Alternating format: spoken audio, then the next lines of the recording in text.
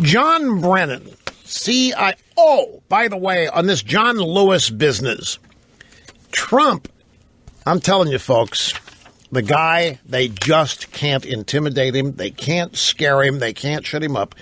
He's back tweeting about John Lewis.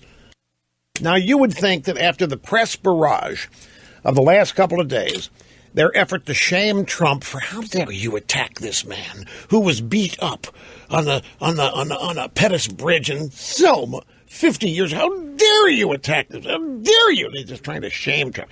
You just attack John Lewis as a civil rights icon. So Trump tweets out, John Lewis lied. He said mine is the first inauguration he's not going to attend. He didn't attend the George W. Bush inauguration. John Lewis lied. Can you say the media having a cow? My gosh, Trump doubled down on it. And so the John Lewis office had to put out a statement. Yes, that's true. Congressman Lewis did boycott the inauguration of George W. Bush because he also didn't think that election was legitimate. Trump was right. So this is the Trump pattern. Do something, press has a cow, Trump doubles down. And then, do you know he had a meeting yesterday with Martin Luther King's son at Trump Tower. Martin Luther King's son entered Trump Tower, got in the elevator, went up, met with Trump. They prayed. And Martin Luther King III came out and talked about very constructive. They prayed. They talked about Martin Luther King Jr. and his great work. And the left is having collective heart attacks. And now Martin Luther King III's a sellout. How dare he, in the middle of this John Lewis country, how dare he side with Trump against John Lewis, who, again, was beat up on the Edmund Pettus Bridge. Yeah, beat upside the head 50 years ago on the Edmund Pettus Bridge in Selma by a bunch of Democrats. Bull Connor. It was Democrats that turned the fire hoses on John Lewis. It was the Democrats that beat John Lewis upside the head. It was Democrats turned the dogs loose on the protesters. It was the Democrats that made up the KKK and still do.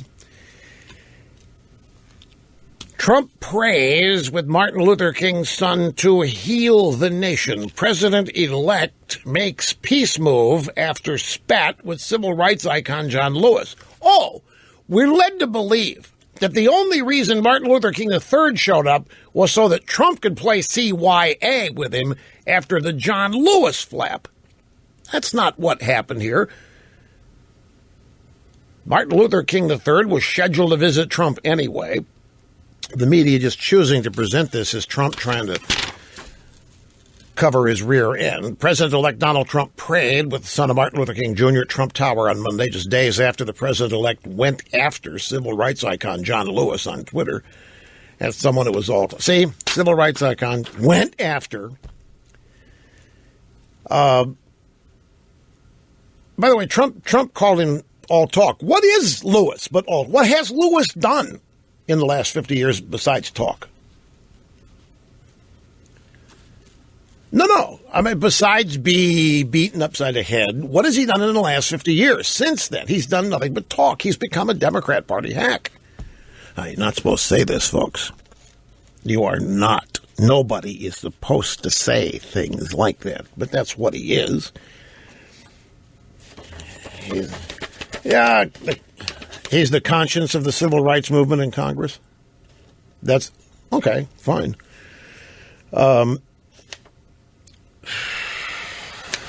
Anyway, Trump prayed with Martin Luther King III and discussed the legacy and work of his father. A source who was at the meeting said that it had opened with a prayer about healing the nation. The prayer and reflection came on a day when Trump hailed the wonderful things King stood for, following a nasty online spat with civil rights icon John Lewis, who was beaten on the bridge 50 years ago, and who is skipping Trump's inauguration after saying his election was not legitimate. And Lewis, by the way, he made a big deal out of the fact this is the first inauguration he was going to miss. The very first one. That's how bad Trump is. And then Trump said, no, you lied. You didn't go to George W. Bush's either, and they caught him. You hear Rob Schneider, Saturday Night Live actor, comedian. He's a movie character named Deuce Bigalow. Have you seen that movie, Deuce Bigalow?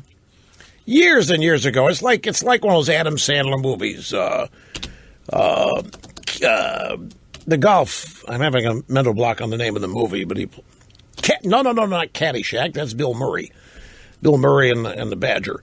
Now this is I can't remember what it. But anyway, it's that kind of mindless, just humor-filled slapstick kind of comedy.